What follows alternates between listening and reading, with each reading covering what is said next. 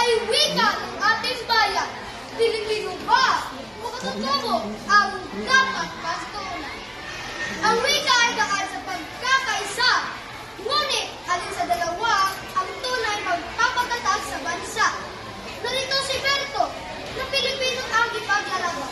At si Carlo, nakatutubo naman ang kanyang panig. Simulan na ang balagtasan! Mahal na lang ang diwa, mga kasama at kaibigan. Ang wika ay tunay sa bawat Pilipino, saan man mapunta. Kung iba-iba ang wika, paano magkakaintindihan? Kaya Pilipino, dapat natin unahin at gamitin. Wikang Pilipino, ang siyang bubukod sa wikang Pilipino, ang siyang ginagamit sa paaralan. Wikang Pilipino, ang siyang ginagamit sa telebisyon.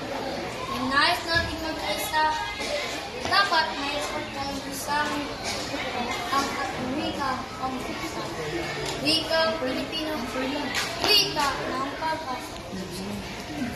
Minamahal talagang diwa at sa aking katumbali. Ang wika ay hindi lang para sa pagkakaintindihan. Ito'y bahagi ng ating pagkakakilanlan at ating kasaysayan.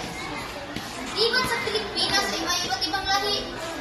Ang katutubong wika ay dapat ingatan. Hindi dapat kalimutan na nito ang ating kinagumulan. Kung nais natin umunlad, dapat natin itaguyod. Ang katutubong wika, wika ng ating pagkatao. So, sumasangayon sa iyo, aking kaibigan, na ang katutubong wika ay dapat pag-aralan.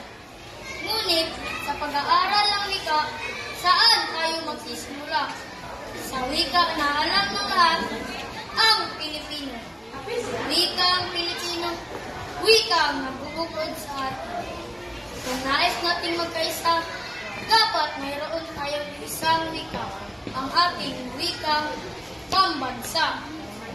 Wikang Pilipino, ang siyang daan sa katulad at pagkakaisa.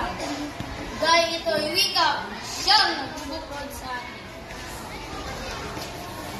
Sa aking panig, ang Pilipino ay hindi sapat. Dahil ang katutubong wika ang siyang bibigay buhay sa ating kultura, tradisyon at pagkakakilanlan. Kung nais natin umunlad, dapat natin ingatan. Ang katutubong wika, wika ng ating pagkatao. Hindi dapat makatunggali ang Pilipino at katutubong wika, kundi dapat magkasama. Tulad ng dalawang kamay na magkasama para sa pagpunag at pagkakaisa ng ating bansa.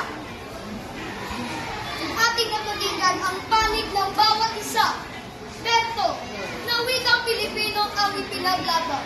At si Carlo, nakatutubong wika naman. Ngunit sa huli, ang mahalaga ay ang pagkakaisa